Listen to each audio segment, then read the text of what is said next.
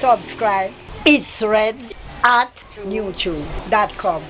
But even as work gets underway, contention is brewing as one man is fuming over the size of the lot compared to other parks being constructed elsewhere in the community.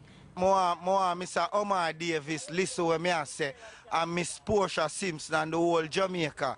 Because I can't take the local inequality thing. I see Parker Bill, I'm go up to Texas, so I see one big level park, so I come to Angola, I see a big park, so them come put park in Mexico.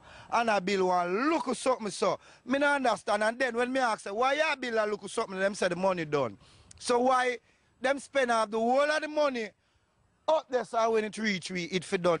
This is the park that is being built in Angola. Work started there 3 weeks ago, and according to one liaison officer, persons were employed on a rotation basis to accommodate as many people as possible. We do it by stages. They could have given some 3-day work and thing, yeah, about 10 persons. A number of persons say they are grateful for the employment, but there are still those who have not found themselves aboard the much-touted Jeep. We don't have no work, boy. Yeah? Jeep can't hold we. That's too small, too much people. Jeep can't hold we. Them have an 18-wheeler Jeep for 10 smatic. Because that little Jeep that can't hold nobody. Karika McIntyre, CVM News. The former administrator. Subscribe. It's red at youtube.com.